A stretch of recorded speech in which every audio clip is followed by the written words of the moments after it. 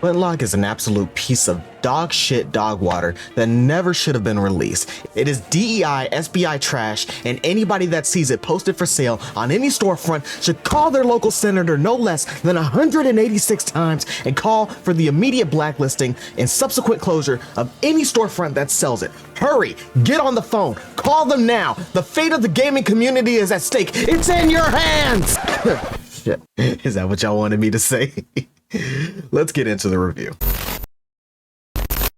Alright, well, contrary to that little moment of insanity that you just witnessed, go crazy!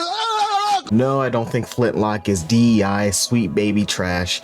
Flintlock is a great game that almost was kneecapped by the woke warriors. Now, though I love the game, it does have some flaws, so let's get the elephant in the room out of the way first. No, there are not any woke politics in this game. Now, sure, some people will argue that the fact that there's a protagonist that's a black woman and there are a couple black female side characters, that it means that the game is woke.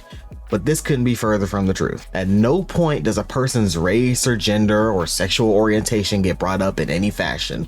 Nobody's running around saying that they're powerful and strong because they're a black woman, or that they're powerful because they're a lesbian. None of that stuff.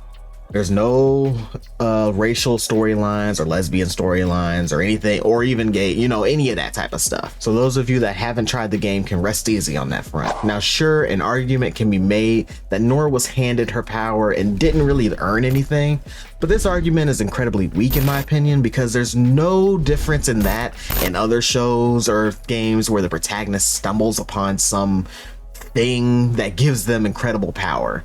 Yeah, Nor kills a couple of gods, but she doesn't really do it by her own power. She's only able to do anything because of the power of Enki. You know, that cute little mini fox, QB fox companion. I said fox twice. Personally, I think that they handle the interactions between Enki and Nor very well. None of the conversations felt forced and seemed very natural to me. And dare I say it, quite humorous at times. The sky would dim when I'd howl. I want to hear you howl.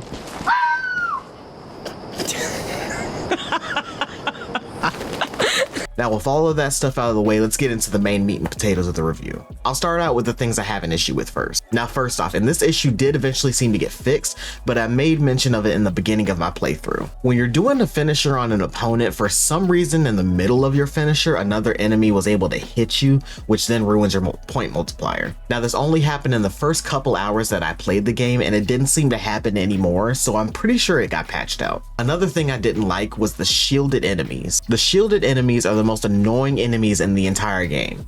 They have this attack where they can dash forward and shield bash you right in the mouth. Now, this would all be fine and dandy if there was a telegraph for it. I'm not looking for like a 5-second pre-animation that gives me plenty of time to overreact.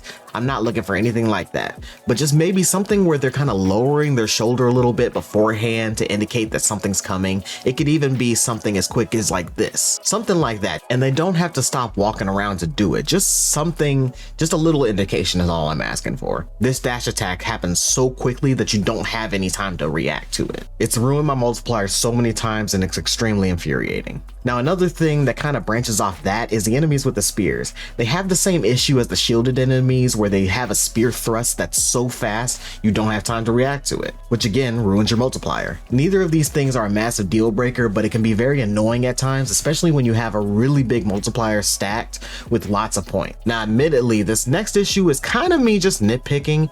I don't really like the way the rifts work. Having to constantly keep pressing Y on the controller to keep going to each rift got annoying pretty quickly.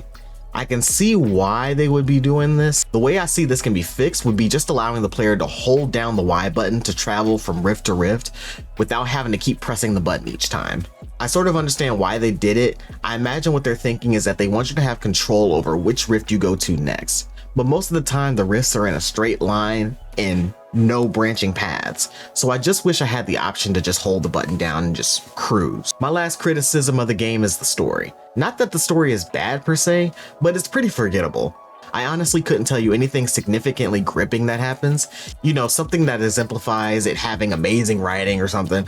I mean, it's pretty standard and basic as far as the story goes. There are a few twists that come up and it got me pretty riled up and excited, but it didn't happen too often. Now, depending on who you are, this may be a good thing.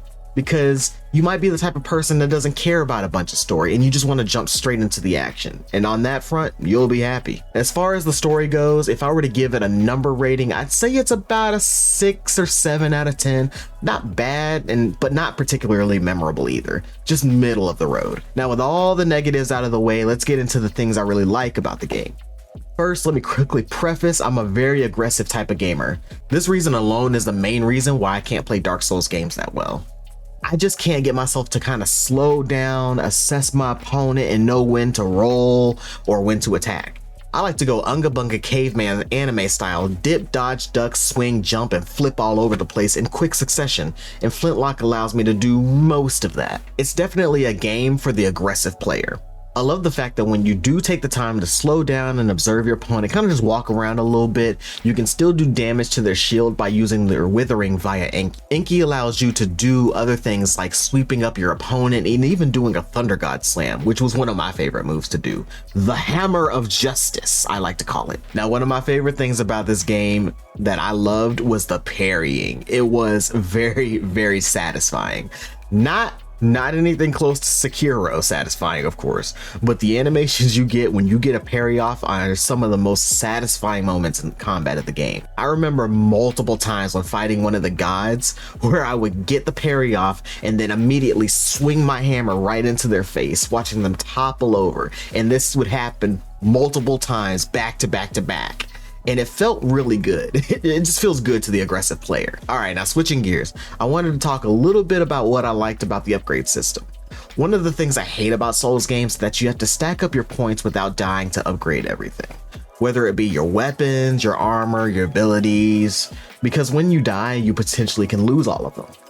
It can get really annoying when you have a large stack of souls, and Flintlock is almost no difference in that aspect. If you die, you can lose your points if you don't pick them back up. But the key thing where Flintlock differs is you can get your multiplier so high, somewhat easily depending on where you farm, that even if you do lose all your points, you can easily farm up a ton of them back again. Sure, it does take a little bit of effort, but it's not anything super major like it would be in an actual Souls game. We're talking maybe 15 to 20 minutes to get the multiplier up, and then maybe another 30 minutes, depending on how quickly you can get the multiplier back up and how many points you lost. I kind of see it as a type of catch-up mechanic, and it really helps with not feeling extremely annoyed when I lose all of my points, which honestly only happened like maybe twice. Getting a high multiplier in the beginning can be a little difficult, but once you get a few upgrades in, unless you're just boneheaded and rushing into a group of enemies without checking your surroundings when fighting, getting those higher multipliers gets pretty easy. Flintlock is a great game that was hurt by all the controversy concerning the Sweet Baby stuff. Now yes, fuck Sweet Baby Inc. It's always fuck Sweet Baby Inc. But this game I don't feel was really hindered by it. I do want to make a video on how I feel that we're kind of going too far. The pendulum is swinging a bit too far to the other end where everything is woke, and it's becoming seemingly kind of like there's a bit of a profitability with calling everything woke, just like how making everything woke has its profitability. But that's another video for another day. That I do plan to make pretty soon. I'm kind of scripting and playing that one out in my head. There are definitely games that I feel are hindered by DEI politics, but this game is not one of them in my opinion. If you're looking for a fun Souls-like, then definitely check this game out. It's even on Game Pass, so you don't even have to pay the full price for it, which was only like, I think $40 or something like that. So let's slap a number on this thing. When I initially played the game in those first 3 hours, I settled on it being like a solid 6 out of 10. But after getting some more upgrades and getting more acquainted with the combat, it moved up to like a 7. Like I said earlier, it's not a game that's gonna blow your socks off, but it's also not a bad game either. It's a very good, solid, middle of the road game that's fun and isn't too long. I was able to finish it in about 6 or 7 hours. The developers did a great job, and I can't wait to see what they do next. But that's all I got for you. Please get in the comments, let me know what you think of the game, and also give me some constructive criticism about the review. Do you feel like I missed anything, or I should have delved a bit deeper into any aspect or topic? Let me know in the comments. I want to do more of these reviews and get better at them, so let me know if there are any areas that I can improve on. But with that, I'll see you guys in the next one. Y'all take care.